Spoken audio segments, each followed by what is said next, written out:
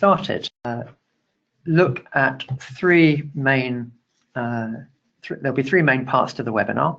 We'll spend around 5 to 10 minutes on part one and give you some highlights from our research, some of the key messages about what home energy management is according to our definition.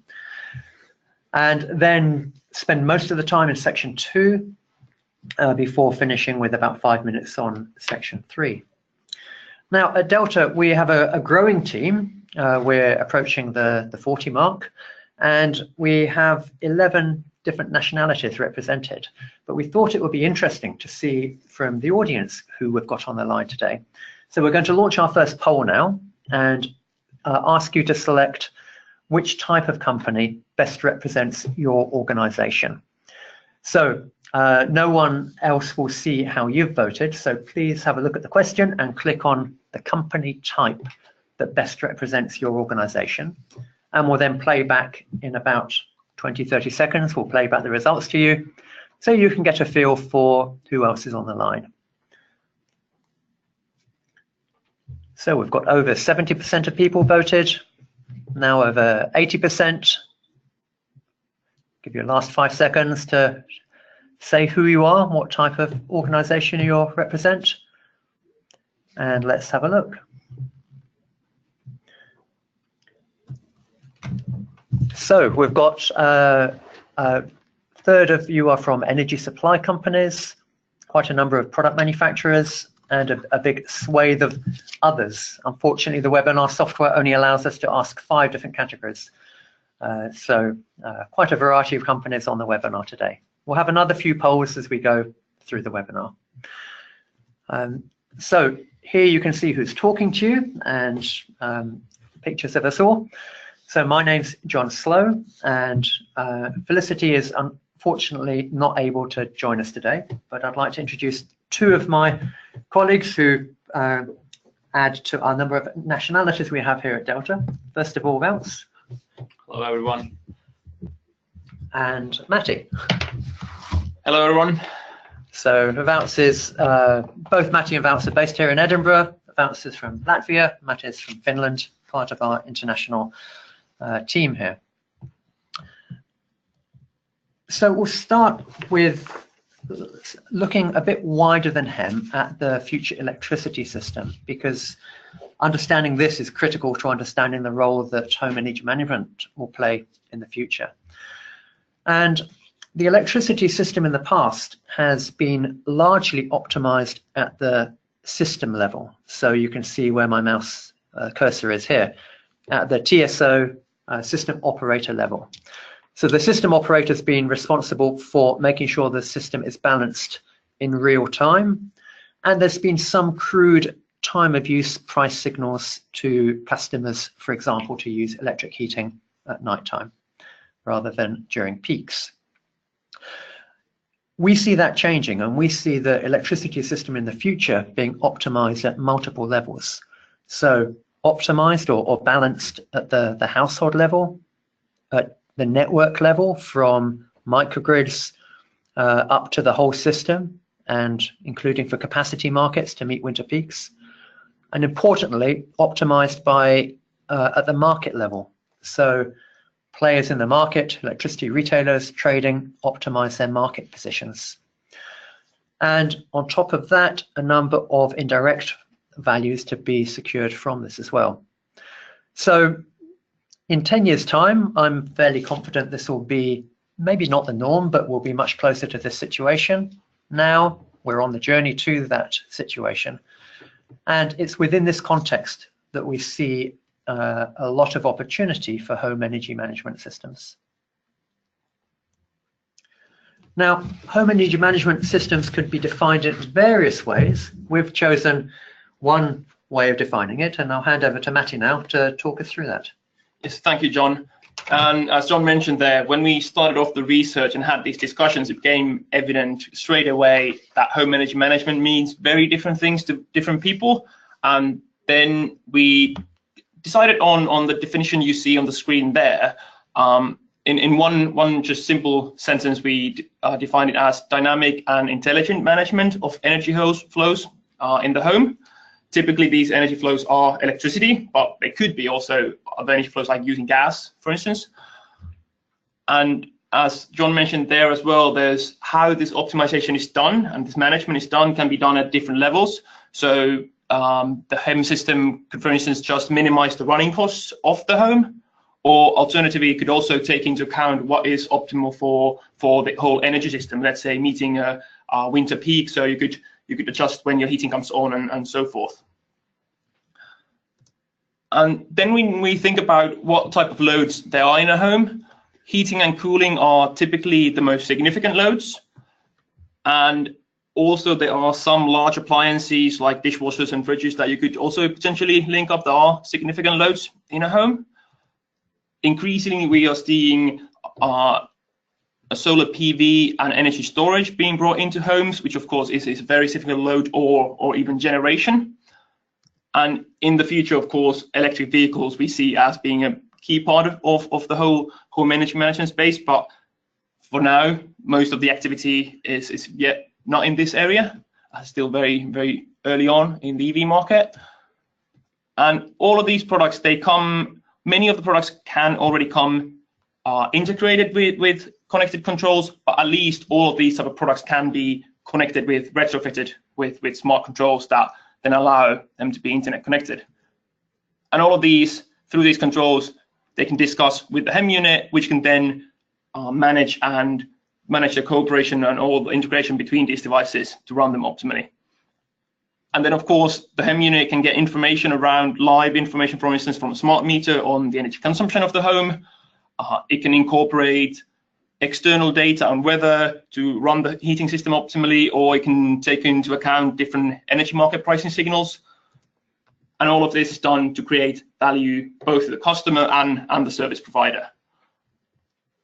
Thanks very much, Matti. So hopefully this provides a clear view on how we've defined HEM for this particular webinar and for the research we've carried out under our different services.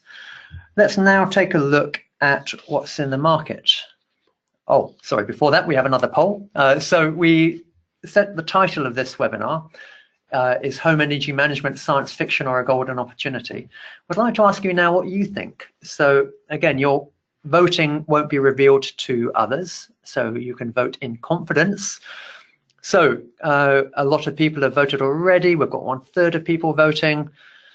Now over half of people have voted, and we'll play back the results in a minute, but I can tell you there's a clear view as to what the answer is amongst participants. We're over 80% now, so let's publish that. And clearly people think it is a big opportunity. Only 1% think it's science fiction. So interesting. We share that view, and we'll come on in the webinar to look at how we think the market will develop. So now, solutions in the market. Yeah, and as the picture we showed there, that is maybe a bit of an idealized picture of what a future HEM might look like. When we look at propositions that are currently in the market, there's really two main types. First one is optimizing solar PV self-consumption. So that's making sure that the household is making the most use out of generated electricity from solar PV. Typically, these are linked to heat pumps or other types of electric heating or battery storage and or a thermal storage. So it could be several of these components or only one of these. Then the second type is around this links to the change we see in the future electricity system. We see more activity around residential demand response or time of use tariffs. So these are, let's say you have an electric heating system which is optimized to run based on time of use hourly price signals, which is already available in some markets, or participating in demand response, so helping meet those times of high demand. And when we look at the market, it is clear that this is already a very crowded market.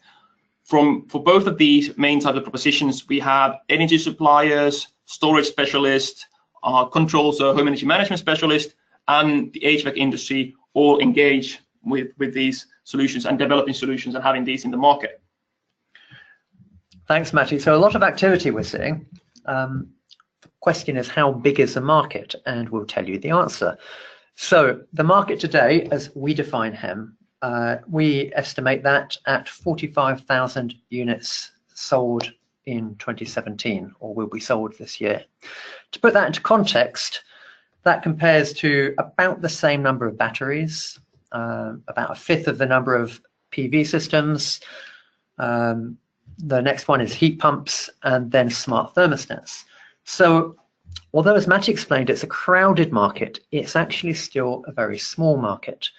And when we break the market down, we can look even further at how it's developing. It's growing quite quickly, but from a very small base.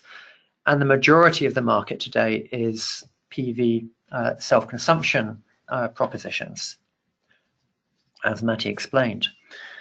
So we'll keep on moving through the slides now. We'll take a quick break just to remind you that you can ask questions at any time. We can't promise to answer them all on the webinar today, but we will follow up individually. So if you do have a question or a comment, then please do let us know using the questions feature. We've got one already on the last slide. That was the European market, to be clear. So when we looked at these numbers here, this was for Europe. So yeah, questions. And for those of you that don't know Delta, one slide on who we are. We advise companies on how to make the transition from old energy to new energy. You can see examples of our clients on the bottom and the areas that we work in on the right, which is generally towards the customer end of the value chain. And we're very excited to be working with companies at what is a real time of transition in the energy sector. The one more question on the market size. Yes, that is it number of units. Yes, it is number of units. And there are a few other questions and elements to that question, which we'll get back to after or pick up in the later slides. So lots of questions, which is great. Keep them coming, please. Okay, moving on to section 2. And I'm going to now hand over to Woutz, who will pick up from the introductory slide about values and look at actually where there's value to be created from HEM. Yeah. Woutz. Thanks, John. As John mentioned in the previous slides, there is a range of values in the future accessible for HEM.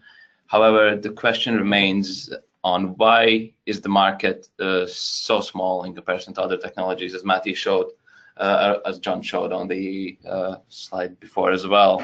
And really, the answer is that only few of the values mentioned before actually have significant impact on or add significant value to the household.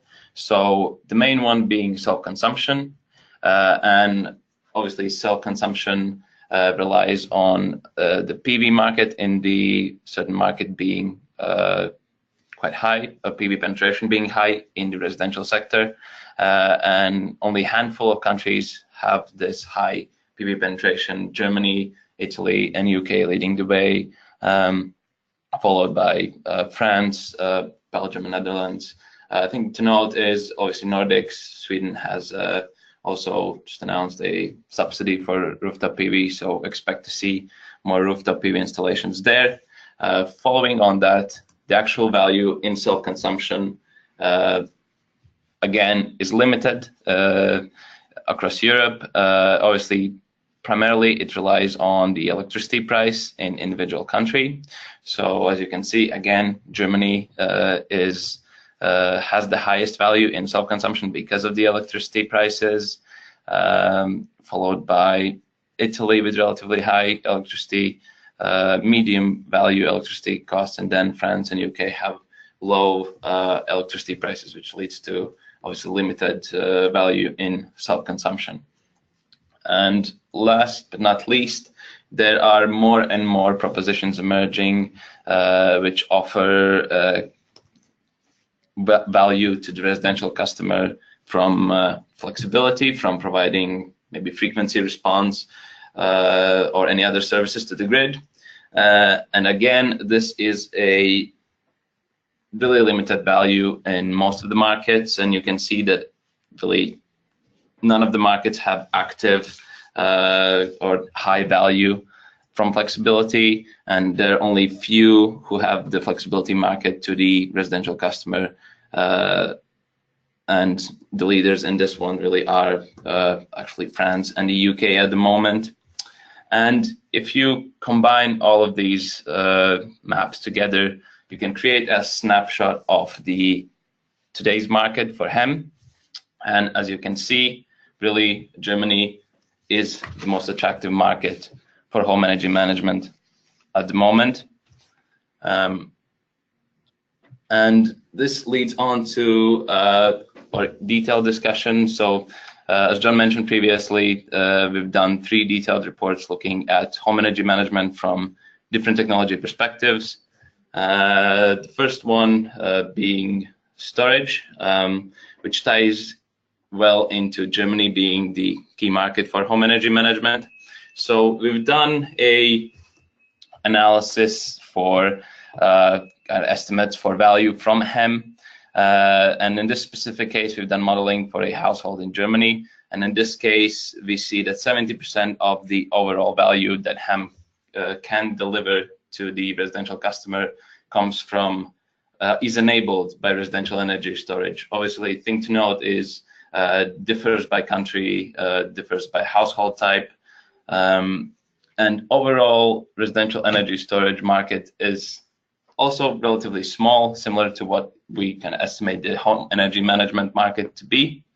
And as I previously mentioned, Germany continues to dominate residential energy storage market, which creates this kind of great, almost a test bed for home energy management in Europe. Additionally, the leading players in Germany are all showing emerging activity in this space, either directly trying to kind of vertically integrate in using more loads in the home, developing their own platform, or just allowing use of their batteries, or working together with companies to participate in trials or offerings of kind of more wider home energy management. And so the key question is, why are storage players active in this space? And the main reasons are, first of all, obviously there is a operational benefit for the system to gain from this advanced home energy management system, so improve the performance lifetime of the system. Secondly, more value from energy storage will come sooner rather than later, so really developing this capability of home energy management will position a storage player very well in the future, where they can capture more values as they become accessible in the future energy system. And lastly, this creates an opportunity for a new and disruptive business model where storage players can reach into specifically energy as a service, which is also one of the pillars our business model research service has looked at quite extensively and sees as one of the key business models for energy sector in the future. And now I'll hand over to John to talk about other technologies which are quite important in home energy management as well. Thanks very much, Wout. And I think one of the most interesting things we see from some of the storage companies is the shift from just controlling the state of charge of the battery to optimize how the PV electricity is used, to looking to interface with other loads in the home as well. So the storage specialists are definitely moving beyond the battery to manage other loads in the home as well. Let's now move on to electric heating. We see lots of questions coming in, which is great. Keep them coming. Matty and my colleague Arthur are working hard to reply to some of these as we go, so some real-time Q&A. Moving on to electric heating. So electric heating is shiftable to a degree. So we see companies already successfully optimizing when electric heating is running, not only for homeowner comfort, but also for values in the electricity system. And there's a lot of electric heating in Europe, as you can see on the left here. And a significant proportion of that is smart ready, so already has connectivity and an interface built into it. So on the assumption that you can flex when electric heating is running, there's a huge resource of flexible load there that could be tapped into. So let's see what's happening. Actually, quite a lot of these systems are being tapped into already. Some of them in a fairly crude way, but 100,000 in France in a very sophisticated way to sell services to the system operator around frequency. So there's already a lot of capacity that is effectively a form of storage being used to help optimize electricity systems in Europe. It is a small market today, but there are a number of companies active. So we see a lot of success from these companies who are maybe in their first year or two, sometimes a little longer, of commercial activity, both in the retrofit and new build sector. And the retrofit is key because there's such a big installed base that could be tapped into. And you can see some of the types of companies on the right here. So just to give you a quick feel, Tico optimizes when heat pumps are running in Switzerland. Their corporation is working with electric heating in Scandinavia. Voltalis is a company that's got around 100,000 households connected to its platform in the French market. And below that, you can see interest and activity from a number of energy suppliers or energy companies, as well as an HVAC manufacturer. So not a huge market yet, but a very flexible, a flexible load, a very large load, and one that companies are already exploiting primarily for balancing services, but also for some time of use optimization. Now, we'll move off from storage to electric heating. I'll hand over to Matty to talk a little bit about a connected home perspective. Yes, thank you, John. Oh, there's one more animation there. So there was, as Valts mentioned early on, energy storage has really been kind of the corner piece of the home energy management market, especially when energy storage has been linked with solar PV, especially in Germany. And we, as John mentioned there, we're increasingly seeing ways where solar PV or microgeneration is being linked with electric heating. And in the future, as John spoke about at the start of the webinar, we're seeing a trend towards much more renewable generation and so on, which will inevitably lead to more demand for flexibility. And we see these four aspects of being kind of the corner pieces of the HEM puzzle that will be key part of future HEM propositions. And I believe personally that right at the center of that will be the connected home in some way or form.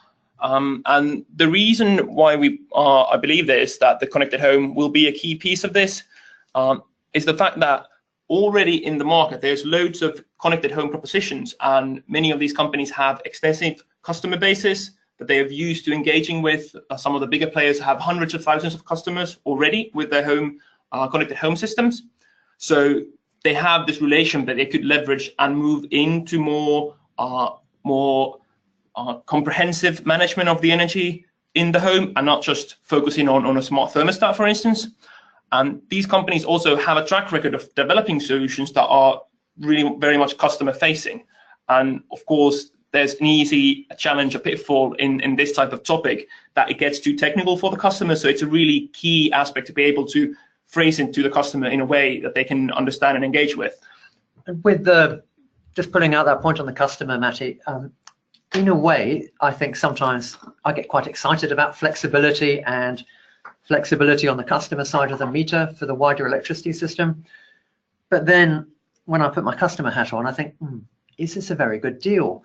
I want to interfere with when your appliance or load would be running for the benefit of the electricity system. And in return for that, I'm going to share some benefits with you. Yeah. So I guess that customer point is not to be forgotten. Yes, very much so. And I think some of the companies that have been active for a longer time in the flexibility area, for instance, they don't really discuss it in depth with their customer. It's often phrased as, we'll guarantee comfort for you and just, let us do it. And at the same time, they might be turning off the electric heating system at a time of high demand and getting revenue for it. But the customer really necessarily doesn't care or doesn't have to even understand this whole process, as long as it's guaranteed comfort.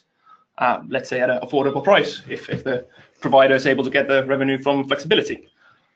And also, of course, when we talk about all of these different technologies of the home energy management system, then the key part of it is linking all these together, the connectivity in that. And of course, the core competency of connected homes providers is really the technology manufacturers that created these platforms. Their competency is in connectivity. So I think it's very important that the companies that are manufacturing the technologies, the heating technologies, the storage, the battery, the storage units, that they are open in creating partnerships and collaborating between each other. And we're already seeing examples of where companies primarily specializing in these kind of connected home solutions are partnering with some product manufacturers to kind of link their products together and bring it together. And I know there was a question early on about kind of connectivity and open platforms. When we look at the market, that really isn't emerging yet. So I think from that perspective as well, forming partnerships with key players will be a key to the success in the HEM market, as a kind of open, universal, open connectivity really isn't, it's hard to see that in the horizon at the moment. Maybe one day, but not for quite a long time. Yeah. Yeah. Thanks very much, Matty. We had a question as to whether the slides will be available, and we will be sending out a PDF of the slides together with a link to the recording. So moving to our future view, which is something we do a lot at Delta. So as I said earlier, we're very happy to share the highlights of this research with you. We don't share everything with you in these webinars. You need to subscribe to our research to access the full information, but we will share our view of the future. So taking that starting point, which you saw, I've just done something. So one second while we try and rescue this.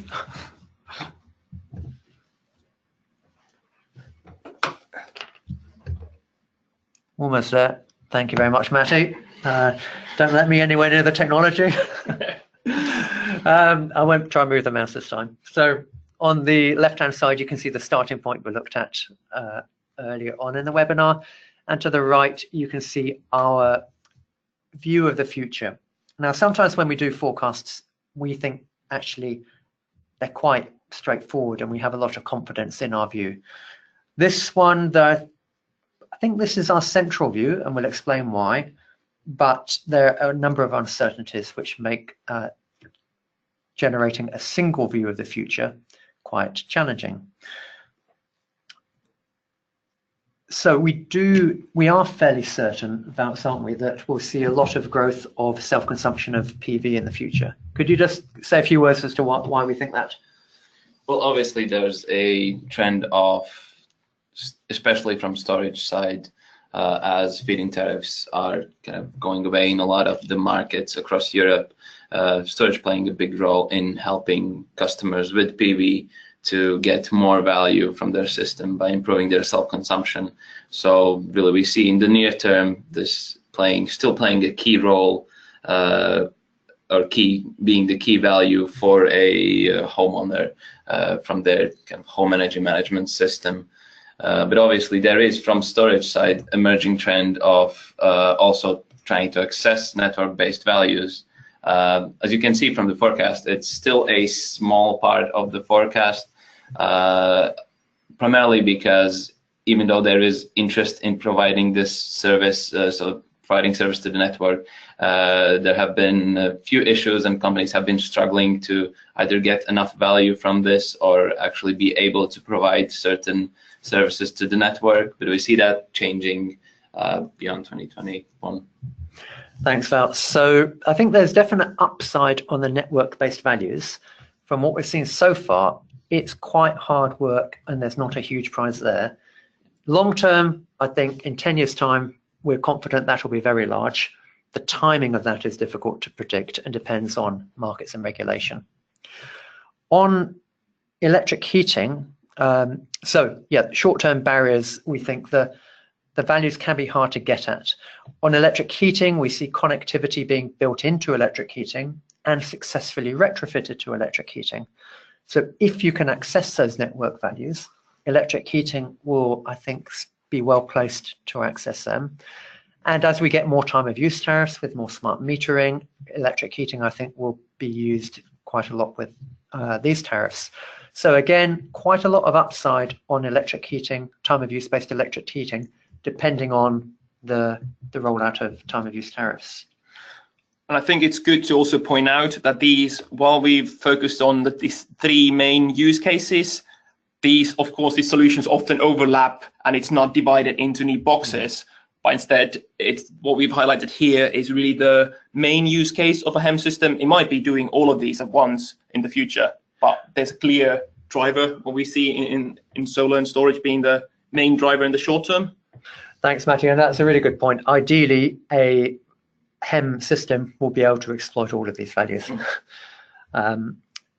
So we do see Germany as the main market, as we said earlier, a number of second-tier markets, and we do see potential for much faster growth if these values from time of use tariffs and balancing networks can be accessed.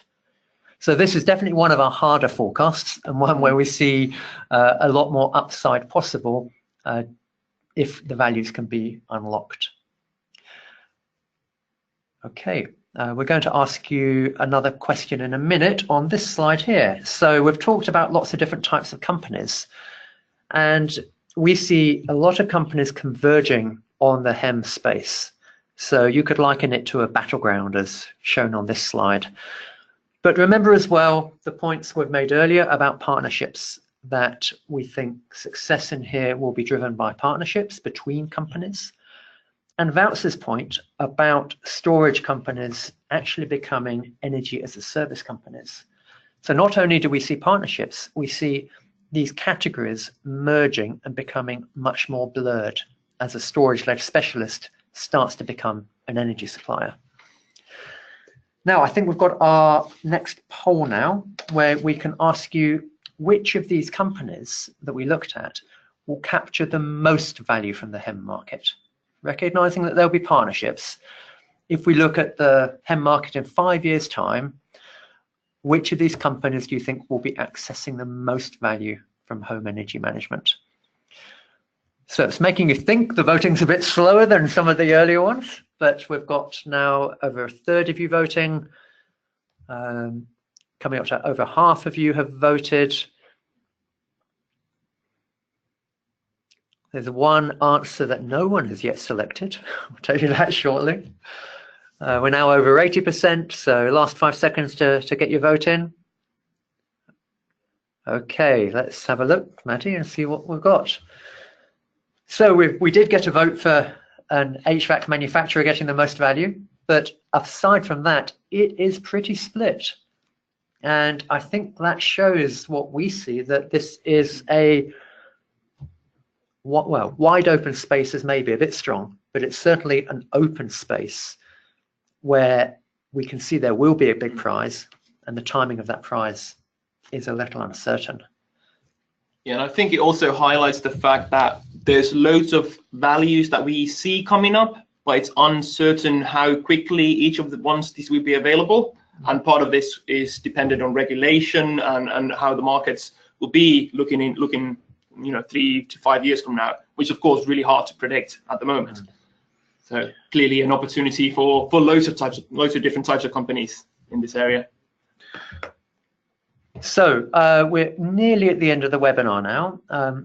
The quid pro quo for this webinar is that we share some of our research highlights, and in return we get the chance to tell you a bit about our services. So this is almost the last slide, and we just want to highlight the different services that have a strong emphasis on flexibility.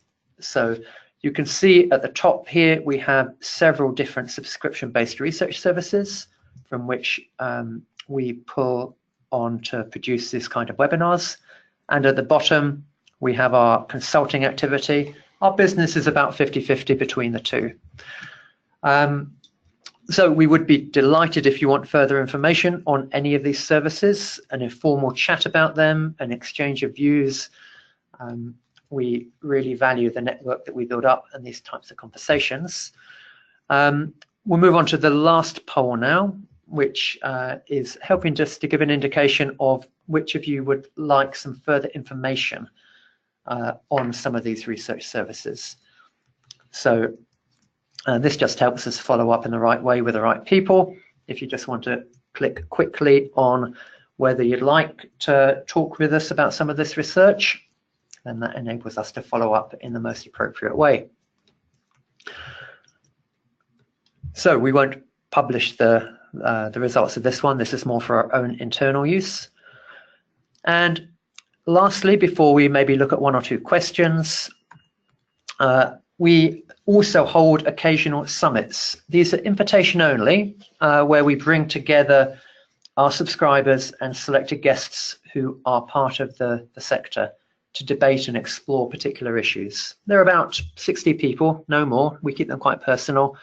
And dates for your diary if you're interested in our next two summits in our home city of Edinburgh and in the lovely city of Berlin. So keep an eye on our website, drop us an email, make sure you're signed up to our mailings if you are interested in these two events. We're almost at time now. We said no more than 45 minutes and we're just about at 40 minutes.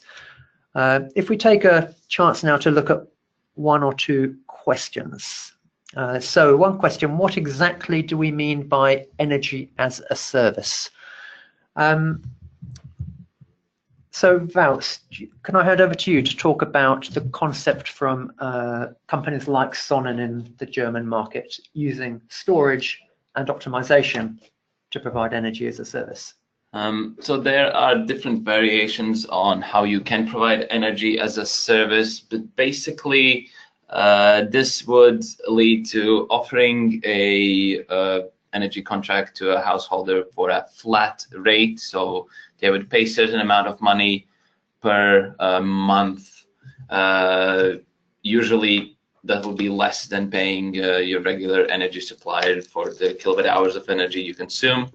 So really you just pay almost a subscription fee and the provider offers or kind of offers you the heat and electricity for that fee, and in return obviously there would be some control from their side of the appliances, be that storage in the Sonnen's case or heating systems in addition to that, to maybe get more revenue from the provider's side.